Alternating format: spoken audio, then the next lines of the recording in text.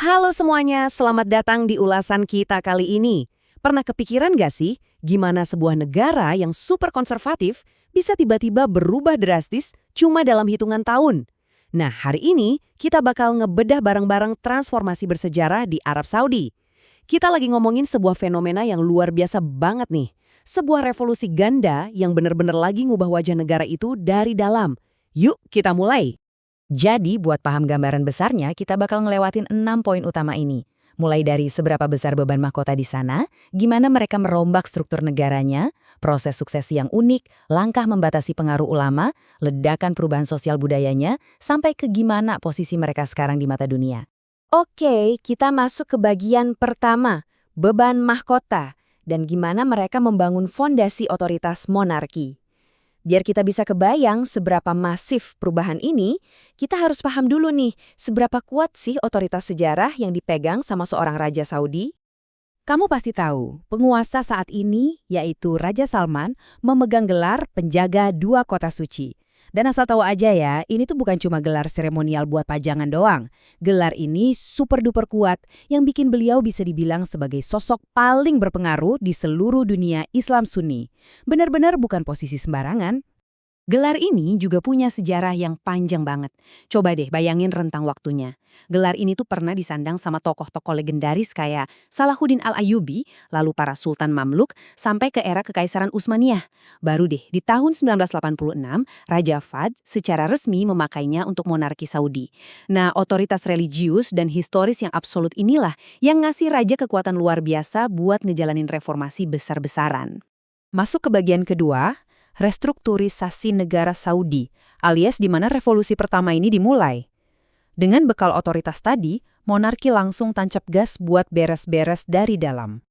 Jadi gini, waktu Raja Salman naik tahta di tahun 2015, beliau itu udah punya pengalaman puluhan tahun sebagai gubernur Riyadh. Dari pengalaman panjang ngebangun arsitektur Salmani di ibu kota, beliau langsung gaspol memulai revolusi pertama. Dan tahu nggak?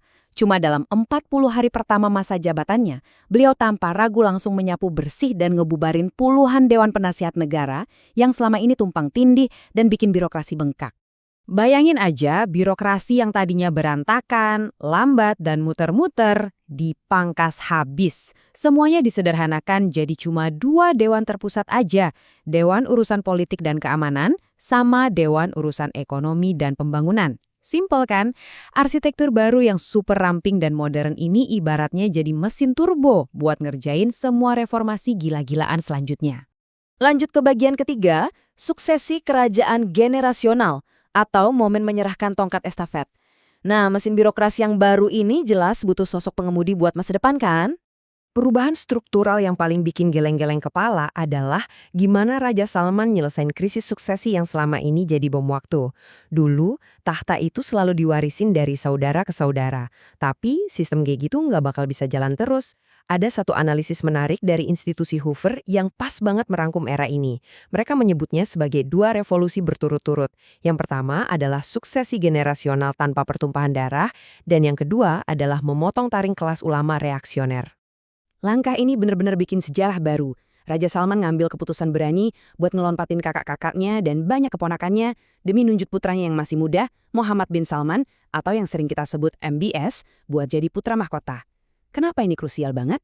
Karena di masa lalu, rebutan tahta itu sering banget berujung ke pertumpahan darah, bahkan sampai bikin negara Saudi kedua runtuh di abad ke-19. Keputusan ini secara drastis mangkas hak istimewa ribuan anggota keluarga kerajaan dengan sangat damai. Sesuatu yang super langka di sejarah dinasti manapun. Sekarang kita di bagian keempat membatasi kelas ulama, yang juga jadi revolusi kedua. Negara udah rapi, urusan penerus udah aman. Sekarang saatnya monarki ngejalanin revolusi kedua, yaitu berhadapan langsung sama lembaga agama yang dari dulu kekuatannya nggak main-main. Dulu itu kayak ada perjanjian tak tertulis gitu. Negara dapat legitimasi politik, nah sebagai gantinya kelompok ulama dikasih kebebasan buat mendominasi urusan budaya, pendidikan, sampai hukum. Tapi kepemimpinan yang baru ini benar-benar ngebongkar monopoli itu. Mereka putar haluan ke arah moderasi yang dipimpin langsung oleh negara, ngebungkam suara-suara radikal, dan ngebersihin media dari bahasa-bahasa sektarian yang memecah belah. Coba deh kamu bayangin angka ini, 120.000. Yap, 120.000. itu adalah jumlah revisi yang dilakuin ke buku-buku pelajaran sekolah di Arab Saudi. Mereka menghapus semua konten intoleran dan menggantinya sama nilai-nilai moderasi. Ini bukan cuma aturan di atas kertas loh ya, ini tuh operasi raksasa buat ngerombak cara berpikir dan bertindak generasi masa depan mereka dari akar-akarnya. Kita masuk ke bagian kelima, transformasi sosiokultural menyambut masyarakat Saudi yang baru. Dengan menekan pengaruh paham agama yang reaksioner tadi, MBS kayak ngebuka gerbang kebebasan yang tadinya digembok rapet-rapet. Perubahannya tuh cepet banget, kayak kilat.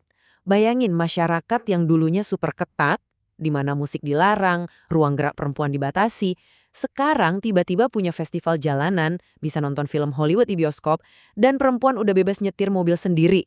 Gak cuma itu, perempuan sekarang juga ditunjuk jadi duta besar, bahkan ada yang jadi pengawal kerajaan.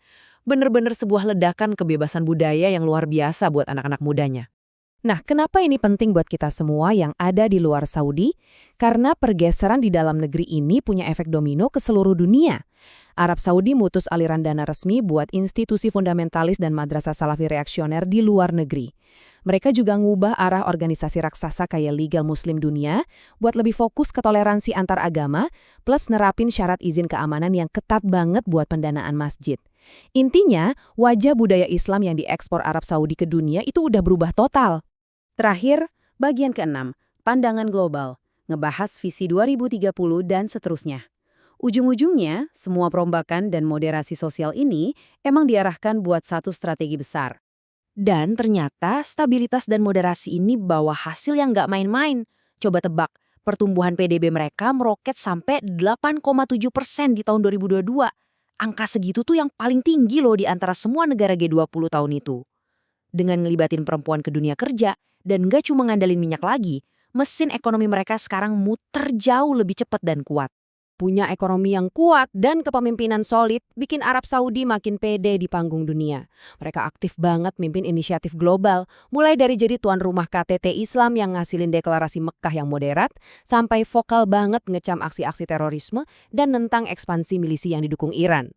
Tapi di sisi lain, mereka juga tetap teguh ngedukung perjuangan kemerdekaan Palestina. Mereka ini benar-benar jadi penyeimbang kekuatan yang super penting di Timur Tengah sekarang.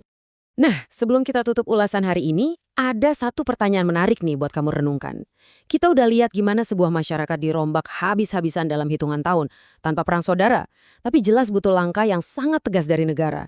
Kira-kira gimana ya revolusi ganda ini bakal terus ngebentuk ulang keseimbangan kekuatan di Timur Tengah dan wajah dunia Islam di masa depan? Ini tuh sejarah yang benar-benar lagi ditulis di depan mata kita. Terima kasih banget udah nemenin ngebahas topik seru ini bareng-bareng, dan sampai jumpa di ulasan kita berikutnya.